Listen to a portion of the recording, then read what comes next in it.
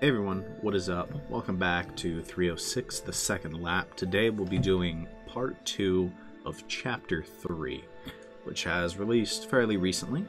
And I figured before we moved on to anything big, I should absolutely go ahead and get this done. I feel like that happens a lot, right? I feel like 306 kind of conveniently releases between a lot of my series. It's really good timing, actually. But we're going to go ahead and go through this. I've been super excited to play this. This was a really good chapter in the original version of the game. And I'm super excited to see, will things stay the same? Will things dramatically differ towards the end? I'm super looking forward to playing through this. I hope you guys are looking forward to watching me play through this. Let's go ahead and jump right into it. And I went ahead and made a spot there, as I don't think there was an easy way to load this. I'm not sure, there might have been. But I needed to load it, so I just went ahead and spammed through some dialogue. But let's go ahead and begin. We were back at the Endless Hall. That's 2-1. We need another point to make it even. Don't worry. This is still the opening stage of the challenge. There's still a chance of winning. Good thing you won that one. I wouldn't call it a win, but yeah. Yeah. Well, yes, but actually no. You won, but at what cost? Yeah, things were crazy in there. I don't think Aki or Giga are ever. I don't think they're gonna have a relationship like they had before. And I mean, not that they had some amazing relationship before, but I mean, they were scrapping in there, to put it lightly. You know, I don't think you can walk out of that with the same relationship. And obviously, there's been seems like there's gonna be some introspection. I think it's gonna affect Aki, just in general. Marshall, the boy. Anyways. Please enter here. Who else still left? I actually don't remember everyone. I think I remember a few of them, but they went into another room. It lit up instantly with deep purple. All sorts of statues were aligned, one after the other.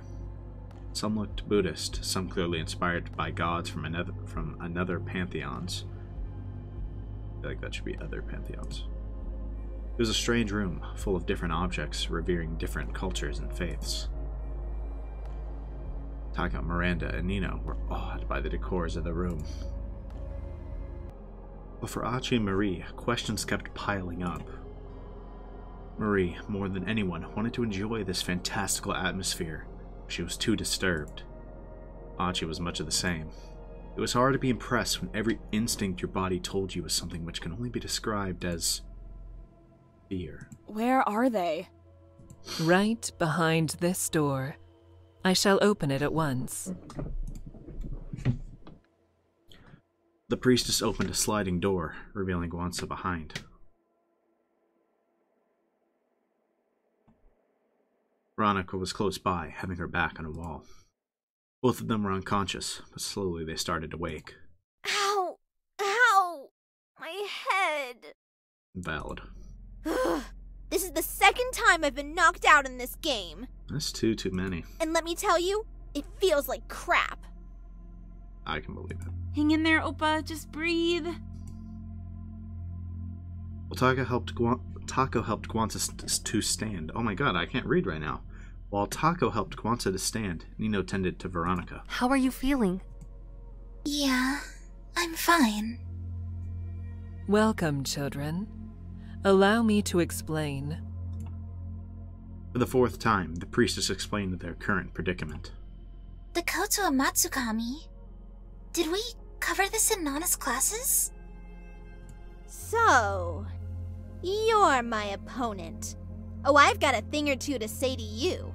Oh lord. No better opponent exists. We got some beef. Welcome to the room of Takami Musubi, the primordial god of high creation. Lord Takami Musubi and his brother, Lord Kami Musubi, created the observable universe. As Takami Musubi is the creator of the universe, this room symbolizes the center of our axis. Where we stand is literally the core of our world. Okay. Let me show you this room without the illusion of glamour. Brace yourselves. Fragments started to fly away. The door was being dissolved and the shape of the room was changing. The universe came into view. The floor where the kids stood also disappeared. Only the universe remained. Everyone's hearts jumped. Even though there was no platform to stand, they certainly were standing on something. Eventually, a rather peculiar floor materialized. I will never forget this experience. How the hell would you forget this? Good lord. Oh my goodness, I forgot the hide key. We'll come back and screenshot later. I gotta admit, even I'm impressed. Where we stand is the center of our universe. Actually, I think it's age. It is. That's a really impressive visual.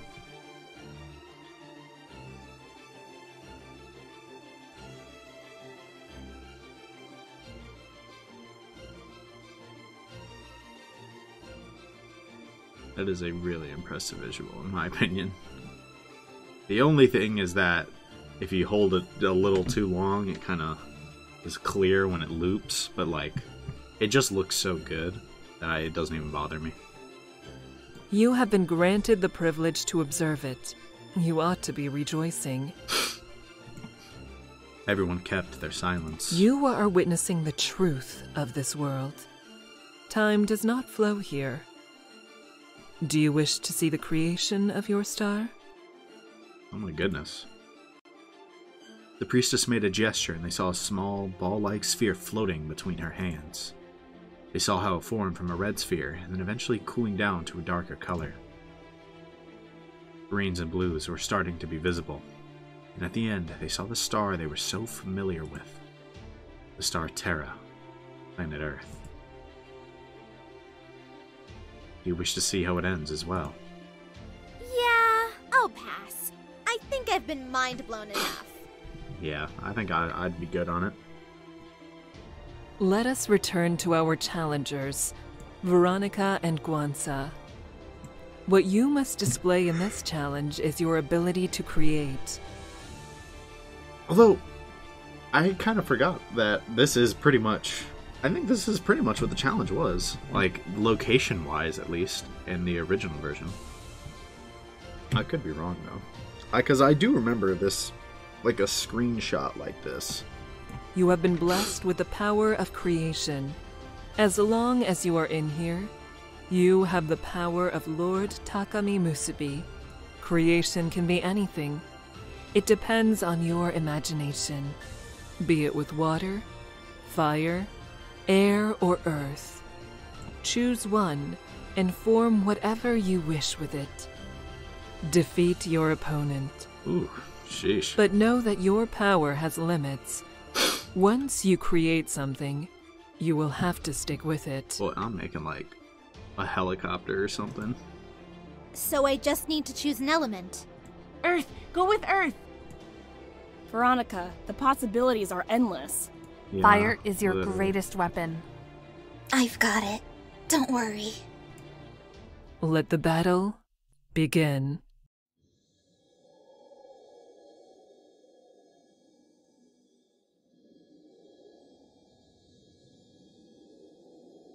I actually don't really remember how this goes too much. The two stepped forward, nervous. For a few seconds they looked at one another, not knowing what to do. This was the first time either of them were in a duel. Neither know the proper conduct of such things. Standing on a blue glowing floor, being told they ought to start a magical battle and all other sorts of nonsense was a bizarre thing to both of them. For a few seconds they had their doubts. Was this some sort of a joke? Prank? Or is it that they're still sleeping, about to wake up from a long dream? Wouldn't that be convenient? Veronica looked at her palm. At first, she thought she was sweating, blaming it on her fear. However, her hand kept dripping and dripping snippets of water. She kept looking at it, surprised. The water emitting out of her hand seemed to follow her every movement. Guanza pulled her hand up as well, and flames erupted from her fingers. Neither of them ended up with what they said they would, I guess, or what they were told to use. The two looked at one another again, and then... Sheesh, okay.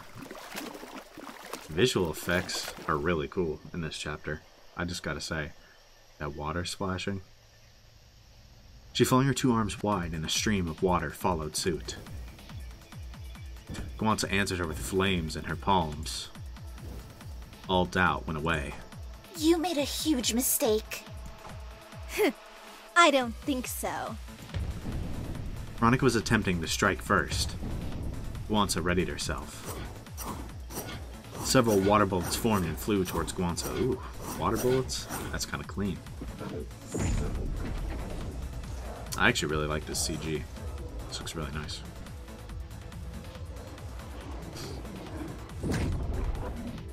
Like, just the way, like, the shirt is drawn and designed, and, like, I guess the hair flying, like, you can tell this is, like, an action shot. I think it looks really good. Veronica didn't stop. She kept moving her arms, water seamlessly following her every movement. Like many before her, she gave in to the illusion she was experiencing. After all, the sensation of controlling the element was genuine. Her heart was racing. She couldn't explain it well. It was mystical and incomprehensible. More and more water kept flowing from below, obeying her every subtle movement. She was its master. The water truly appeared like a bullet, ready to pierce all who stood in its way. Fire arose from Guanza's feet. She tried to run away from the coming projectile until the flames obeyed. She realized her own fire wasn't burning her, and it felt like she could slide, or rather, dash with the blaze below. She grinned and quickly flew away from the coming projectiles, dodging them. To her, like, kind of just grinning there, I'm sorry, that's just a clean visual. She's just like, oh, like, I'm nice with it. I have all this power? Okay, bet. Like, that's the vibe she's giving off right now. And dare I say, that vibe is heat. But I'm, you know, get it? Because I say that all the time for things that are cool. Sorry, terrible joke. She readied her hands and fire shot out of it again. I'm supposed to say shot. You betrayed Mari! You betrayed Lika! More than anything, you betrayed what 306 class represents! Friendships! Sheesh. This isn't a battle of Tsubame versus Sandanzuki for me. I'm actually really angry with you! It's personal. Veronica's face disfigured. What do you know about what I had to go through to do what I did? Weren't you and your friends alienating Tiana from the start? You would have eliminated her in a heartbeat. You're no better than me. I did what was best for the two of us. No. You did what was best for you. Going hard in the paint. Sheesh. That's not true. And they charge at one another. Yeah, that's a heat visual. Goodness. Really coming at it with the really good CGs.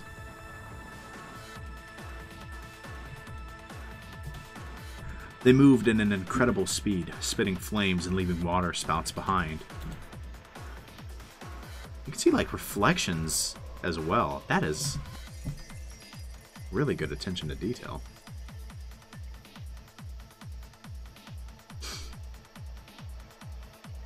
Yeah, the CG quality has consistently gone up, and it's taken another step up in this part. Should probably keep it going, but You can't win against water with fire. I'll find a way. She was correct. Her miniature-sized tsunami kept coming and coming. Soon they would clash. Quickly extinguishing Guanza's fire, Veronica's water swallowed her whole. A huge bubble was being formed around Guanza, drowning her in a prison of water. Veronica kept levitating the water ball. Victory was assured. Now all Veronica needed was for the priestess to stop the fight and declare her the winner. Guanza twirled, grasping for air, moving desperately. Veronica watched her, wondering what she was up to. Guanza's form as a human no longer could be seen. All you could see from the ground was her rotating figure covered in water. But Veronica soon saw that something was being formed inside the water, a blizzard of fire.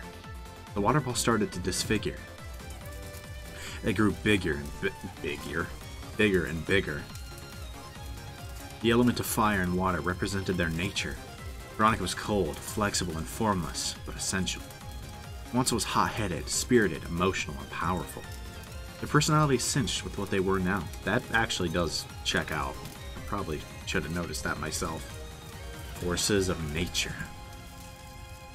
One fought for the honor of her loved one. One fought for the prosperity of her loved one. This is not a battle between Guanza and Veronica. This was a battle between Teona and Veronica and Guanza and Lika. The one who would fall here would be tarnishing their friendship. The one who had the stronger bond would prevail.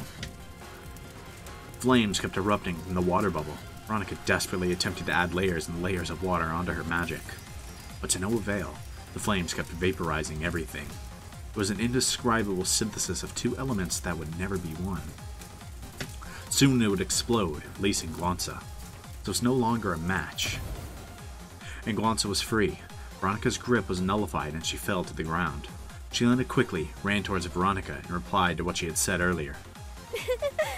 Oh, that was just a test run, honey. Sheesh. Why'd they come up with the one-liners? And right in front of her, she breathed fire, gracefully. It was a checkmate, a direct hit by the flames. In the normal world, Veronica would be screaming, her skin melting in an agonizing pain. Let's be glad. That is enough. Let's be glad this ain't the normal world. I will take back the privilege of creation. We cannot allow humans to hold it for too long, otherwise they get drunk with power. Yeah, that is factual. Guanza prevailed. The elements disappeared, revealing only Guanza in triumph and Veronica guarding her eyes. That is missing an H. These are all small things, but when I see him, I call him out. Sorry. If you want me to stop, I will. Or like, I don't know. Veronica soon realized she hadn't been burned to death. Yeah. Seriously, Veronica? You call this having it under control? Ouch. I'm sorry, okay? I'm sorry that I suck at these challenges. I didn't ask to be in this game. All I want is to protect Tiana from these arrogant people. I'm arrogant? How dare you! You, who attacked Alika's integrity, dare speak to me that way? Sheesh. They got real beef. This might turn into an actual fight, too. When you were the one who voted for Mari last night? Confess! Whoa, whoa, whoa. Hold it, Oppa. It was Lika who voted for Mari. Cap. And I'll be having a talk with you too, you lying asshole! Sheesh, Guanza. She's going crazy. Everything's gonna clear up. We just need to chill. Yeah, that's a fun situation to try to mediate. Everyone went quiet.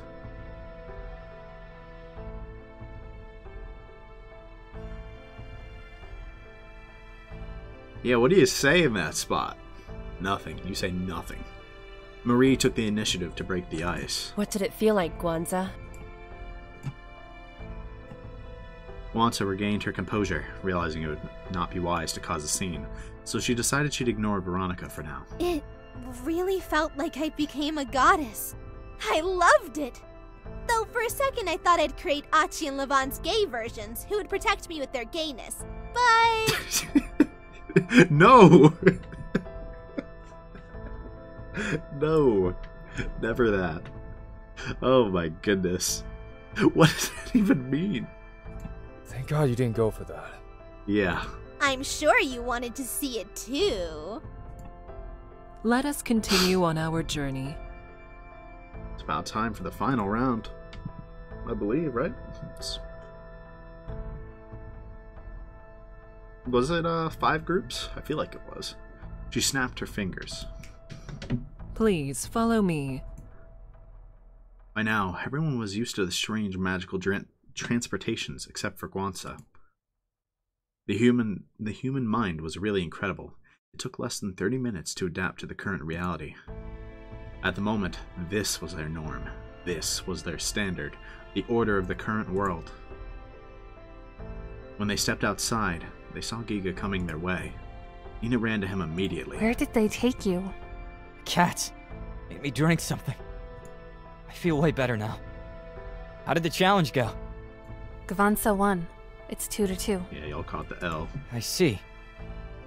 Y'all took them back to back, bro. Guanza whispered to Marie. Good.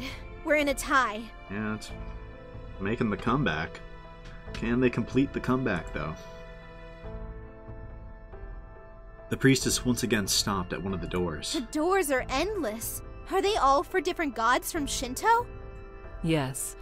Every god that ever was and ever will be. This place is so cool. I'm gonna have to agree with that. Right? It's incredible. They went inside and the purple fog cleared.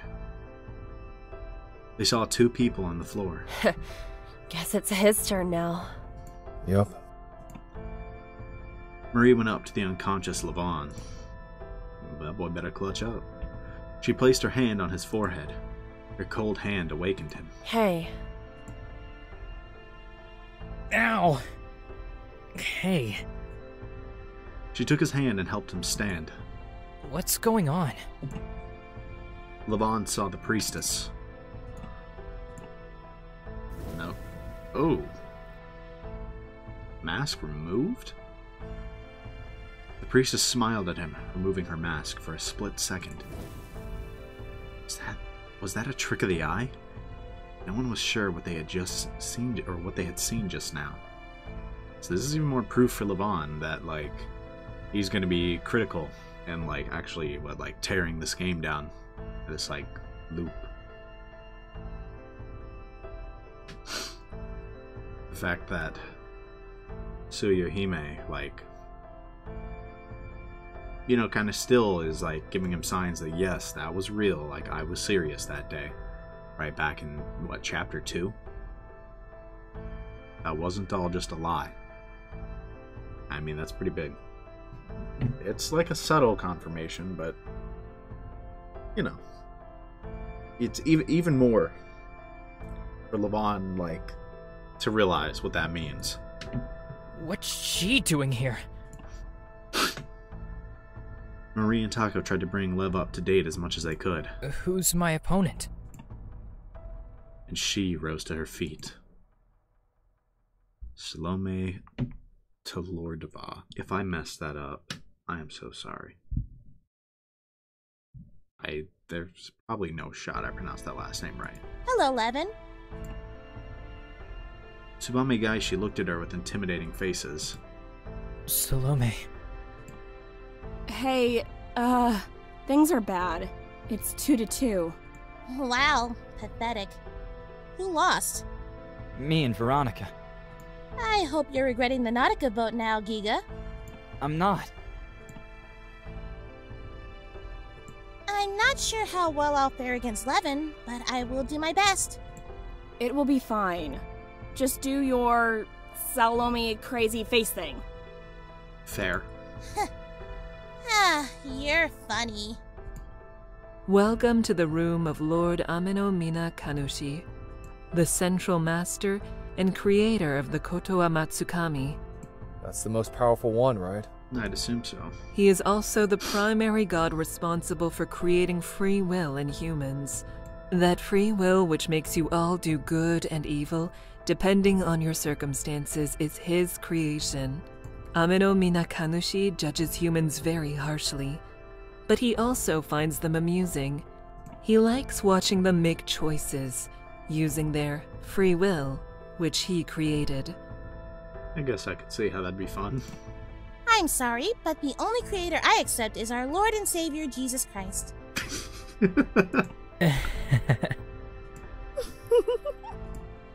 The battle will What a begin time at to bring once. that up. Had to. The rules are simple. Knock your opponent out. How you do that is up to you. Know that I shall transport you in a nexus where you won't be able to hurt your real bodies. But in the nexus, you can do whatever you please. Challengers, ready yourselves. Levon walked to the center, and so did Salome. You're not gonna hurt a little girl, are you, Lev? I'm gonna knock you out. That better be the response. Let the challenge I'm begin. gonna beat the brakes off of you. Let me catch you slipping. Let me catch you. Oh. I went with the spicy music. The scene changed.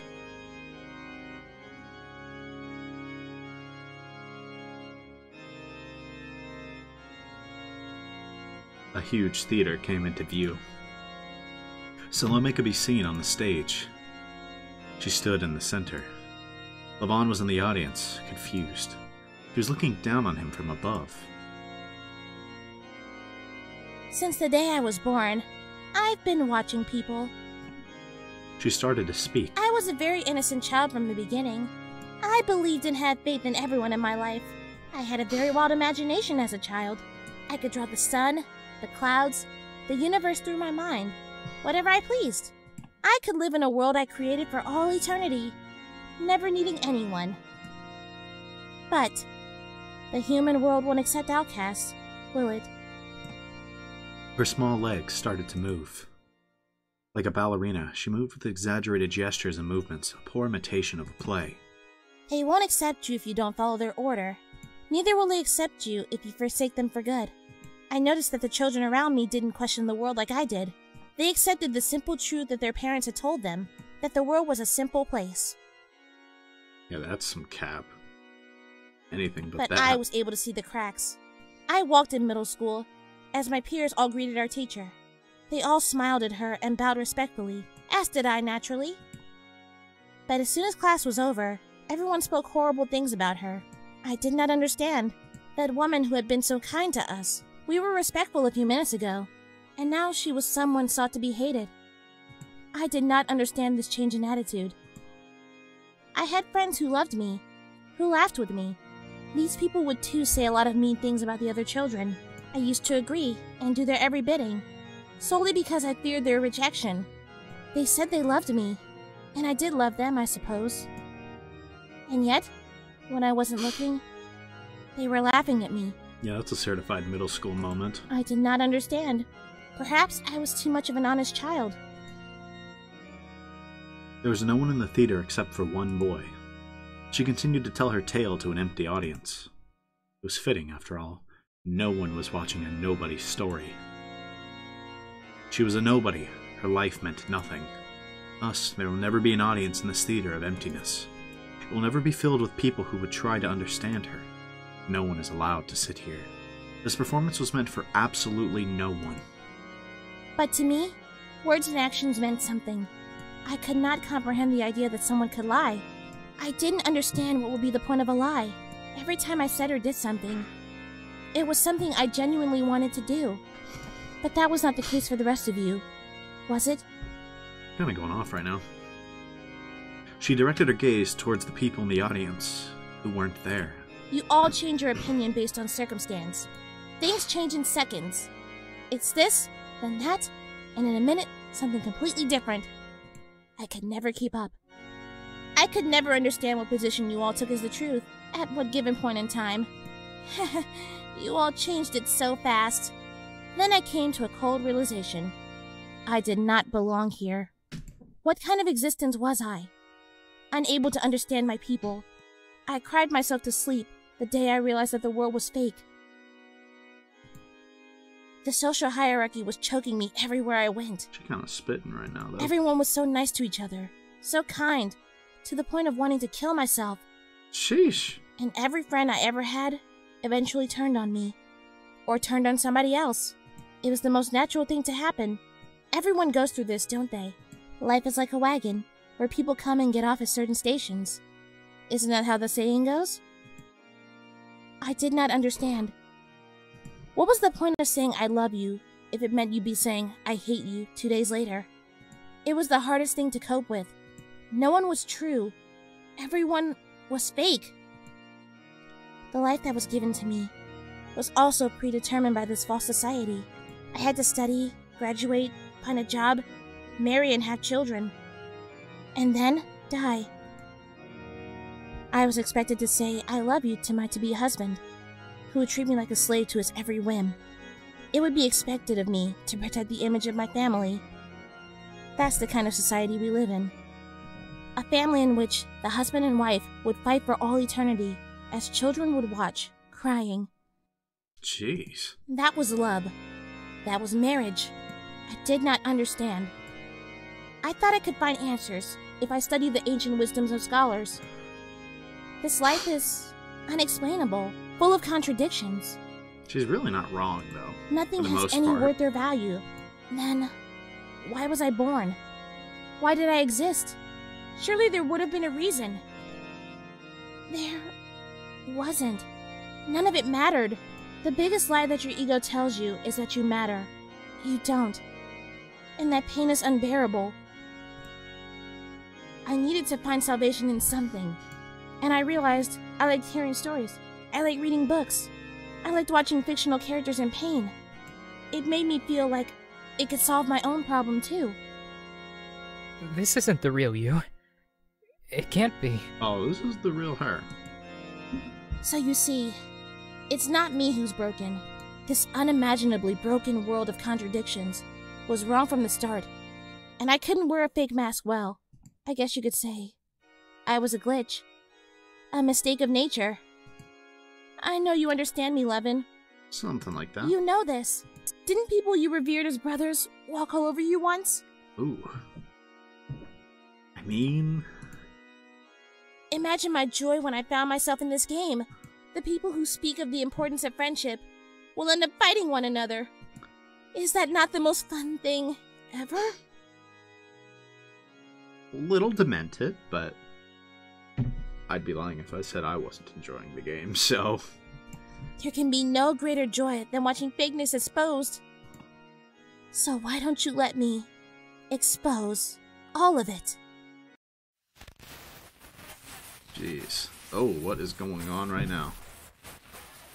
Whew, sheesh. How long are you going to let her ramble on with that bullshit? Suddenly, Levon heard a voice. His vision became black, and he couldn't see anything anymore. Yeah, okay, things got crazy, huh? He could hear Salome continuing her story from a distance, but he no longer could make out what she was saying. She's going to materialize a scythe and attack you. You will be brutally killed in this recreated temporary reality. Who's talking?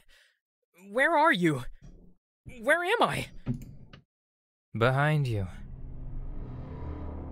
Levon was floating somewhere. What is going on? This is new. In the ocean? Where was this? He turned around to face the direction of the voice. I was going to say, that sounded like Levon, to be honest. Hey, how are we feeling today? Sheesh. This is crazy.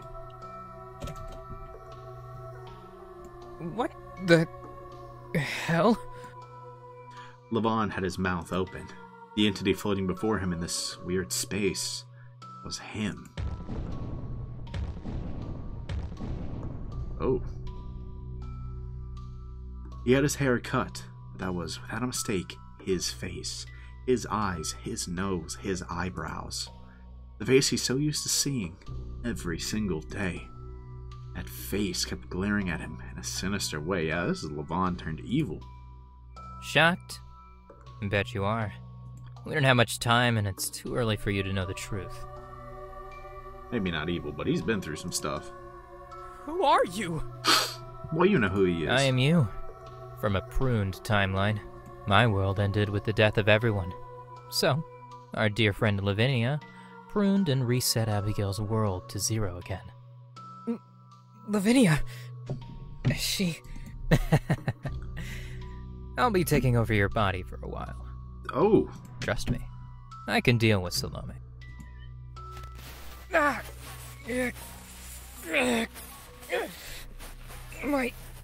head. That boy getting mind jacked.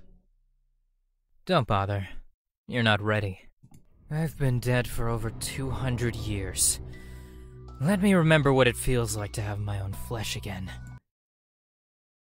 Oh goodness. Those are once again some really cool effects. Wait, is that the end? It is.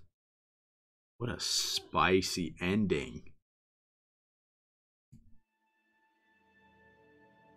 Okay, so all things considered, that was pretty short. But this was a spicy episode. Right there at the end, things are getting crazy again. Dead Levon from a different timeline taking over our Levon? Hello? Are you for real? That's craziness. It's heat though. That's just so crazy. Right, and it happened again in the middle of something that happened like in the original version of this game, right? You know, that speech, like this happened, like the theater speech, and I actually don't remember how it ended. I'm going to assume it ends with her pulling out a scythe and skunking him, skunking Levon, right? Salome. It's been a while. Some of the sequence of events are jumbled. Probably go back and just rewatch my old videos. But, you know, it was feeling really similar, and I had a feeling something different, like, was about to happen, but I'd be lying if I said I expected that, you know? That would be a straight-up lie. And no universe would I have ever expected that. That was quite the twist. I'm really looking forward to see how that plays out, right? Seeing some of the alternate timelines come into this, right, is really cool. Right, so now it's not just we need to, like, finally end this loop that keeps happening, right? It's those loops are coming in and helping break it. And, I mean, that could lead to so much craziness, you know? I'm really looking forward to seeing more. Overall, I really enjoyed, this update.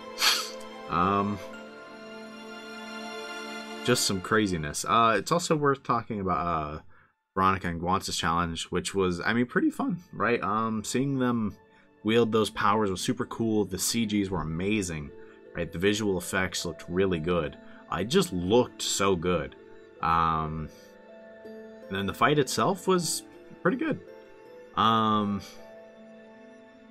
mean, Guance breaking out and just dunking on Veronica at the end there, and then going off on her afterwards. It was a thing of beauty, to be honest. Man, but this was a really solid chapter, or like part overall. It's been a really solid chapter, just in general. I've definitely enjoyed it, and I am once again super looking forward to seeing more in the future. So I hope you guys have enjoyed this video. Whenever the next part comes out, I hope to see you guys there. Peace.